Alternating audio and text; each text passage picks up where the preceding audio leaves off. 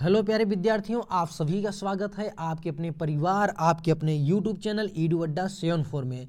प्यारे विद्यार्थियों, इसके पहले हमने आपको एक प्रॉफिट और लॉस का बहुत ही महत्वपूर्ण वीडियो दिया था भाई, बहुत ही महत्वपूर्ण। उसमें हमने काफ़ी इंपॉर्टेंट क्वेश्चंस पे डिस्कस किए थे और ये सेकेंड वीडियो है, ये भी बहुत ही महत्वपूर्ण होने वाला है आपके एग्जाम के पॉइंट ऑफ व्यू से। तो प्यारे दोस्तों, आप इस वीडियो को फुली वॉच करेंगे, आप इसमें देखेंगे आप कितने अच्छे अच्छे क्वेश्चन सॉल्व कर पाते हैं।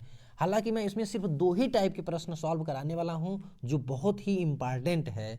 तो देखिए, यहाँ पे आपको क्वेश्चंस पूछे कैसे जाएंगे यार, हम ये पहले डिस्कस कर लेते हैं। ये जो दो टाइप के क्वेश्चंस हैं, हम कौन से क्वेश्चंस पे डिस्कस करने वाले हैं और ये क्वेश्चन आपके एग्जाम में आते ही हैं। तो देखिए, इसमें होगा क्या, हम इसको बहुत ही शानदार ट्रिक के साथ सॉल्व कराएंगे आपको। देखिए, इसमें होगा क्या, मान लीजिए एक व्यापारी है भाई, ठीक है, ये एक व्यापारी है।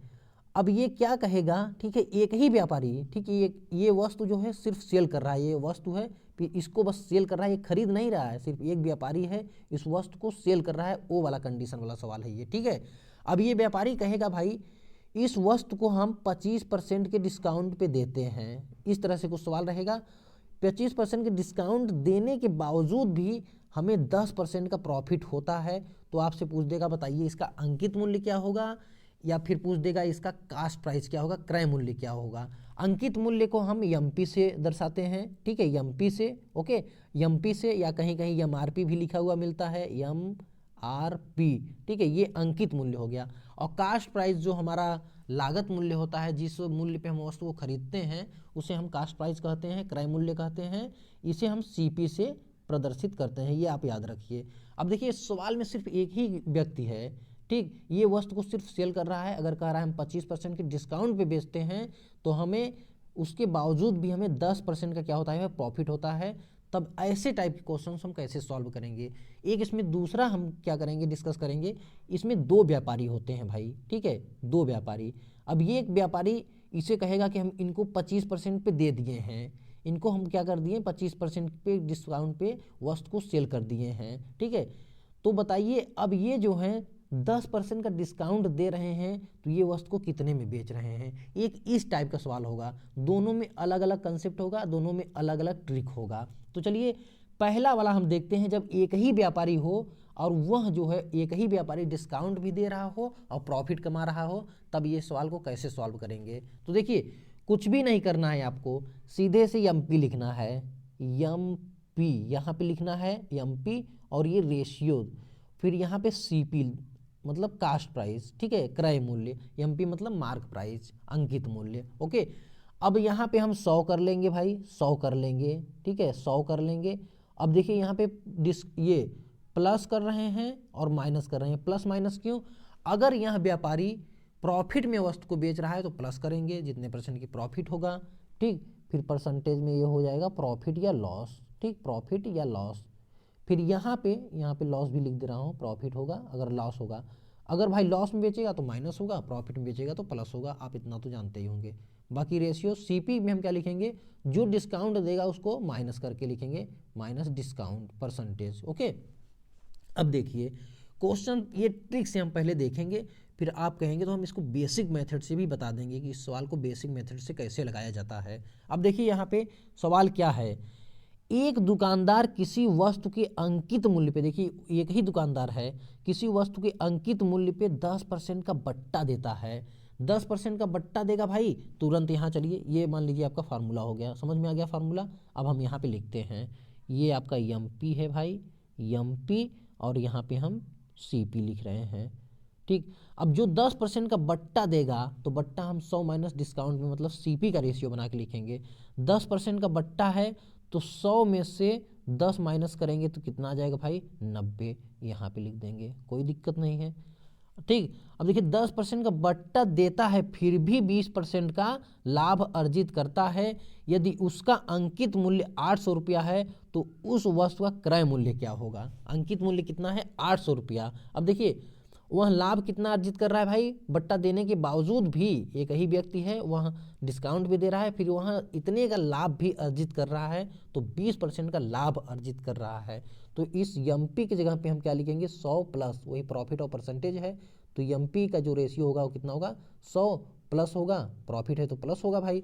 तो 100 फिर होगा ये प्लस कितना होगा 20%, तो आ जाएगा कितना 120। एमपी का वैल्यू क्या होगा भाई यहाँ पे 120 होगा कि नहीं बताइए।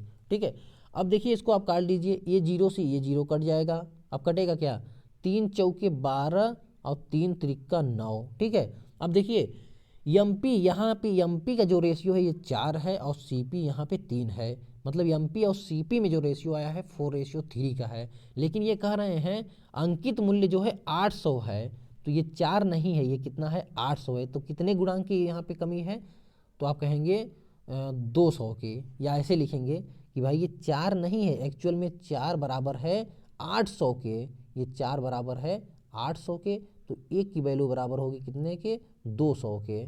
ठीक है, 4 दूनी 8, तो हमें क्या निकालना है उस वस्तु का क्रय मूल्य, मतलब ये 3 की वैल्यू क्या होगी भाई, 3 की वैल्यू बराबर होगी 3 दूना 6। समझ में आया कि नहीं, ये चीज़ समझ में आया कि नहीं, ये चीज़ कैसे हो रहा है, 3 दूना 6 होगा भाई। ओके, तो इस तरह से आप इन क्वेश्चंस को बहुत इजीली सॉल्व कर लेंगे, कोई भी दिक्कत नहीं है ऐसे प्रश्न में। आपको कुछ नहीं लिखना है, एमपी और सीपी लिख देना है। एमपी के सामने आप लिखेंगे 100 प्लस प्रॉफिट हो रहा है तो प्लस करके लिखेंगे, और लॉस हो रहा है तो माइनस करके लिखेंगे जो भी है लॉस या प्रॉफिट। और सीपी का रेशियो वही होगा 100 माइनस डिस्काउंट कर लेंगे, जो डिस्काउंट आपको दिया जा रहा है। बस इसी में रख के आप क्वेश्चंस को बहुत इजीली सॉल्व कर लेंगे। ओके, अब चलिए नेक्स्ट क्वेश्चन हम लोग देखते हैं भाई। देखिए नेक्स्ट क्वेश्चन वही है, किसी वस्तु के निर्माण की लागत 900 रुपया है। वस्तु के निर्माण की लागत ये क्या है, वस्तु के निर्माण की लागत क्रय मूल्य। ओके, व्यापारी इस पर 10% की छूट देने के बाद भी 25% का लाभ उठाता है, उस वस्तु का अंकित मूल्य कितना होगा। वस्तु का अंकित मूल्य, अब देखिए यहाँ पे लागत मूल्य मतलब क्रय मूल्य, सीपी का वैल्यू दे रखे हैं भाई। ठीक है, अब यहाँ पे आप लिख लेंगे, देखिए एमपी लिखेंगे, एमपी देख रहे हैं एग्जाम में कितनी बार ये पूछा गया है, एमपी, और यहाँ पे हम लिख देंगे सीपी। ठीक है, अब देखिए एमपी के सामने हम क्या लिखेंगे, प्रॉफिट या लॉस जो भी हो रहा है। तो देखिए 25% का लाभ उठा रहा है, तो 100 में से 25 माइनस करेंगे कितना आएगा भाई 75, अरे सॉरी 100 में से 25% का प्रॉफिट है ना, तो 125 होगा। ठीक है, 125, 100 प्लस 25 करेंगे तो यहाँ पे 125 आ जाएगा। किसी को कोई डाउट है क्या इसमें, 125, और डिस्काउंट कितने दे रहा है भाई 10 का, 10% का, तो सीपी के सामने लिखेंगे डिस्काउंट वाला, तो 100 में से 10 माइनस करेंगे कितना आ जाएगा 90 आ जाएगा। ठीक है, 90। अब इसको काट सकते हैं आप। ठीक, इसको काटेंगे कितने में कटेगा भाई 5, 25 और ये 90। ठीक, कितने में कट जाएगा 5 क्या 5, ठीक, और ये 5 8 40, 18 25 90 होता है ना। ठीक, अब देखिए यहाँ पे एमपी और ये सीपी, एमपी और सीपी का रेशियो हमें क्या मिला भाई, हमें मिला 25 और ये रेशियो 18। ठीक है, अब देखिए यहाँ पे दिए क्या है एक्चुअल वैल्यू, अब हमें यहाँ पे देखिए वस्तु के निर्माण की लागत मूल्य जो है 900 है, 900, और यहाँ पे रेशियो तो 18 है। कहने का मतलब क्या है, मैंने आपको रेशियो एंड प्रोपोर्शन भाई आपको बता रहा हूँ, आपकी क्लास जो है 8 बजे से शुरू है, बेसिक क्लास हम वहाँ पे कर रहे हैं। ये सब चीज़ें रेशियो एंड प्रोपोर्शन में आपको बहुत ही अच्छे से पढ़ाया जा रहा है। 8 बजे शाम को क्लास वो जरूर आप देखिए। ठीक है, बिल्कुल जीरो लेवल वाली क्लास है, प्लेलिस्ट का नाम है जीरो से हीरो लेवल वाली क्लास, आप उसमें ज़रूर देखिए, आप लोगों के लिए ही वो क्लास प्रोवाइड कराया जा रहा है। ओके, तो देखिए ये 18 जो है सीपी, यहाँ पे क्या है सीपी 900 है, और यहाँ पे रेशियो में इतना है, मतलब इसमें कितने का गुणा करना पड़ेगा, तो हम इसको जानने के लिए ऐसे तुलना करवा देते हैं कि 18 बराबर है भाई 900 के, क्योंकि एक्चुअल में तो यही है ना। ठीक, तो यहाँ से एक की वैल्यू कितना होगी, 18 25 90 होता है ना, 18 25 90, ये 50 होगा, 18 25 90, एक की वैल्यू 50 होता है। अब हमें कितने का चाहिए भाई अंकित मूल्य, मतलब इस 25 का वैल्यू चाहिए, तो यहाँ से 25 का वैल्यू कितना होगा, 50 में 25 का गुणा कर देंगे तो 25 पंचे 125, 25 पंचे 125। ठीक है, कितना हुआ भाई 1250 अंकित मूल्य क्या हुआ, हमने उस वस्तु पे इतना मार्क प्राइस रखा है भाई 1250। कौन सा ऑप्शन, ये वाला ऑप्शन बिल्कुल सही होगा। ओके, आई होप कि ये क्वेश्चन आपको समझ में आया होगा भाई। अब चलिए देखते हैं, अब देखिए यहाँ पे क्वेश्चन, इन क्वेश्चंस को ध्यान से पढ़ना है, नहीं तो आप गलत करके चले आएंगे बस। ओके, अब देखिए एक व्यापारी 950 रुपये अंकित मूल्य वाला एक पुराना कूलर खरीदता है। ठीक है, खरीदता है तथा इस पर 10% का बट्टा प्राप्त करता है। अब देखिए यहाँ पे दो व्यापारी हो गए, वो खरीद रहा है और कितने के बट्टे पे खरीद रहा है, 10%। तो पुराना वाला कंसेप्ट नहीं लगाएंगे वरना गलत हो जाएगा। अब इसमें दो व्यापारी क्या हो गए हैं, मिल गए हैं भाई, ठीक है। ये गया है खरीदने कस्टमर बन के, ठीक है। अब देखिए खरीदता है भाई, ठीक, वह इसकी मरम्मत पर 45 रुपये व्यय करता है। अब देखिए 45 रुपये वह और खरीद दिया, मतलब जो पुराना मूल्य था वो तो रहा ही होगा, फिर वह 45 रुपये और खरीद रहा दे रहा है, ठीक है। यदि वह कूलर को 25% के लाभ पर बेचे तो कूलर का विक्रय मूल्य क्या होगा, कूलर का विक्रय मूल्य क्या होगा, ठीक है। अब देखिए अब इसमें दो व्यापारी हैं इसलिए यहाँ पे कंसेप्ट अलग लगने वाला है। तो क्या अलग लगेगा, आइए हम लोग देखते हैं। अब देखिए हम यहाँ पे क्या करेंगे, 10% के बट्टा पे वस्तु को खरीद रहा है और वस्तु का अंकित मूल्य क्या है, 950 है। देखिए लिख देंगे 950, 950 है वस्तु का अंकित मूल्य, और ये 10% के क्या बट्टे पे, 10% के छूट पे खरीद रहा है, मतलब कितने में, 90/100, 90/100 पे खरीद रहा होगा वो। ओके, किसी को कोई प्रॉब्लम है इसमें, ये जीरो से ये जीरो दोनों कट जाएंगे, ठीक। अब ये क्या है, ये खरीद रहा है, तो इस व्यापारी के लिए ये वस्तु क्या होगी भाई, सेलिंग प्राइस होगी कि नहीं। ये इतने में खरीद रहा है मतलब सेलिंग प्राइस, ठीक है, सेलिंग प्राइस इसका ये हो गया, ठीक। मतलब वो दुकानदार से इतने में वस्तु खरीदे। आप गुणा कर लीजिए, 95 में 9 का गुणा करेंगे, 9 × 45 के कितना होगा भाई, 5 होगा। 9 × 45 के 5, 9 9 81, 81 और 4 कितना होगा, 85, ठीक है, ये 85।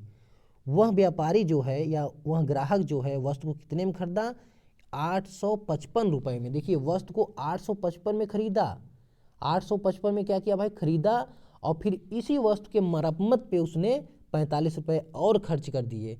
तो उसका टोटल जो खर्च है वो कितना हुआ, तो इस 45 में जोड़ दीजिए आप, 45 इसमें जोड़ दीजिए। तो 5 5 10 का 0, 5 4 9 1 10 और 8 1 9, उसका टोटल खर्च ये है भाई, ठीक है। अब देखिए वस्तु का टोटल खर्च मतलब वस्तु एक तरह से वो इतने में खरीदा है, वो वस्तु जो है इतने में उस व्यक्ति को पड़ा है, ठीक है। अब देखिए यदि वह कूलर को 25% के लाभ पर बेचे तो कूलर का विक्रय मूल्य क्या होगा। 25% के लाभ पे बेचेगा तो यहाँ पे लाभ निकाल लीजिए, 25% इसी के लाभ पे, तो 125 बटे में कितना होगा भाई, 100 होगा। 125 बटे में 100, ये दोनों जीरो से ये दोनों जीरो कट जाएगा। अब 9 का 125 में गुणा कर लीजिए, कितना आएगा, 9 × 45 कहीं 5 और 9 दूना 18, 18 और कितना भाई, 18 और 45 कहीं 5, ये 4, 8 4 12, ठीक है, 22 हो जाए, 22 का 2, फिर यहाँ पे 9 1 क्या 9 और 9 2 11, ठीक है, 9 2 11, इतना आया 1125 रुपया। 1125 रुपया कहाँ है भाई, ये है ऑप्शन ए में, ऑप्शन ए बिल्कुल राइट होगा। आई होप कि ये क्वेश्चन आपको बहुत अच्छे से समझ में आ गया होगा। अब मैं नेक्स्ट क्वेश्चन देखता हूँ। ओके प्यारे विद्यार्थियों, नेक्स्ट क्वेश्चन है और मोस्ट इंपॉर्टेंट क्वेश्चन है। देखिए यहाँ आपका बहुत ही अच्छा कंसेप्ट क्लियर होने वाला है। देखिए क्या है क्वेश्चन, पहले क्वेश्चन को अच्छे से पढ़ा जाए।